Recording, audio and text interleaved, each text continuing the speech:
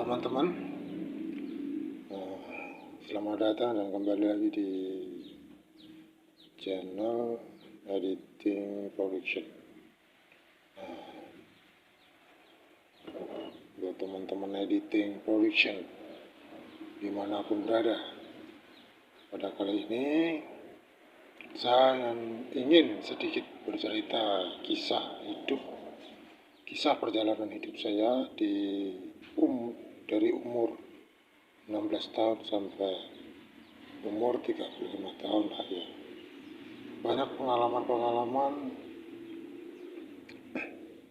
yang benar-benar itu gak bisa dinalar ya, pahit lah.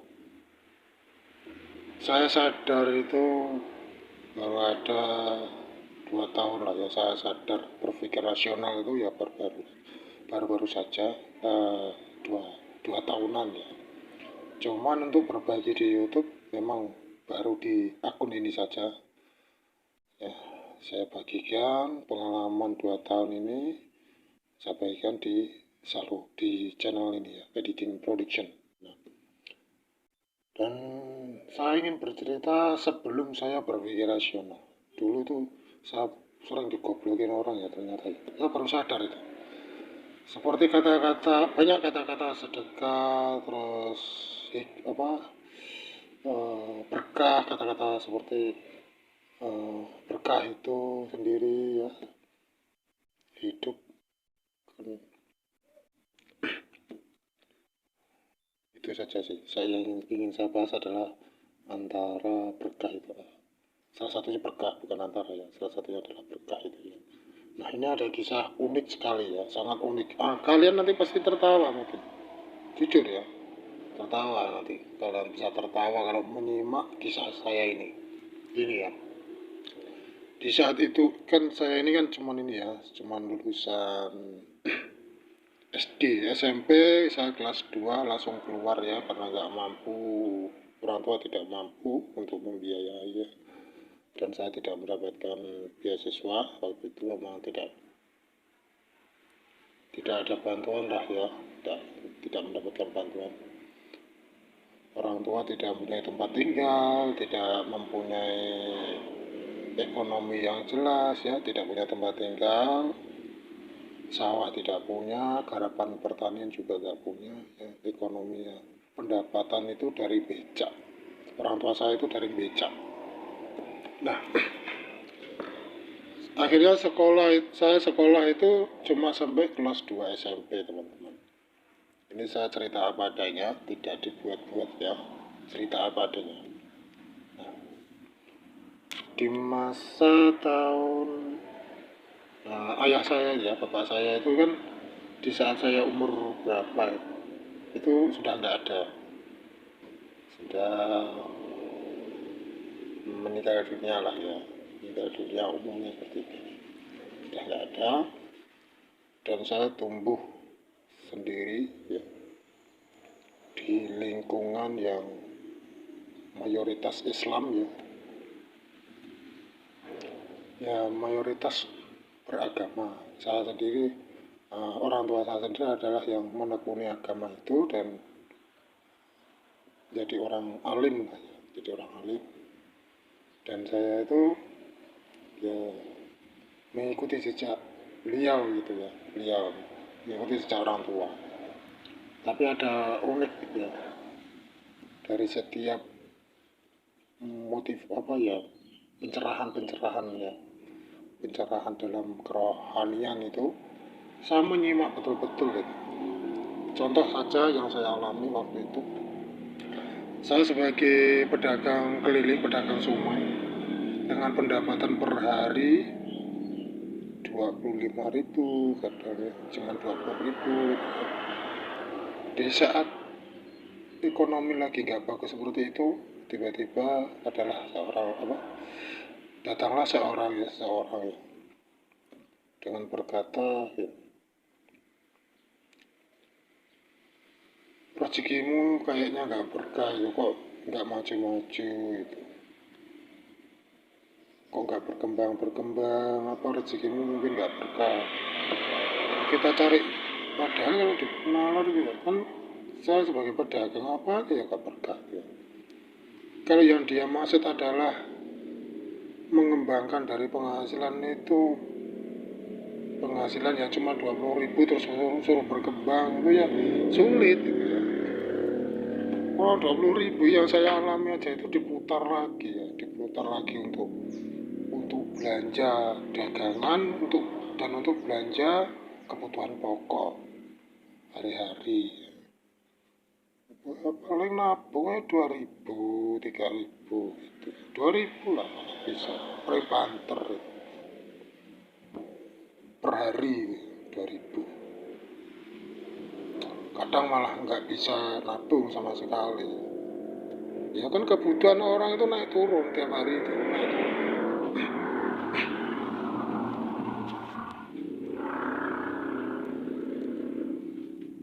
Kebutuhan orang naik turun. Apalagi di zaman itu kan masih gimana ya, ekonomi masih belum bagus lah ya, kebutuhan hari-hari begitu besar sekali kebutuhan. Coba kalau per hari cuma dapat uang 20.000 itu nyisihkan aja itu ya pak, mentok banter 1.000 lah, 1.000 2.000. Nah itu ada yang bilang kok nggak berkembang lah, uang 20.000 berkah dari mana itu, penghasilan yang hanya segitu, arti dari apa disuruh berkah, pakai beli berkah. Berkah itu padahal dari kata berkah itu adalah kan bahagia, sejahtera, artinya berkembang. Ya, kalau nggak bisa berkembang terus nggak berkah itu kan, kok bisa itu. Terus saya simpulkan itu, ya jelas saja kan berkah, uang pendapatan 20.000 suruh berkah ya. Berkah di mana itu ya? Ya kalau cuma sekedar tentrem aja bisa makan itu kan. Tapi kalau disuruh berkembang kekayaannya ya sulit, uang 20.000 itu dengan pendapatan per hari 20.000, 25.000 sulit itu. Matematika yang benar coba.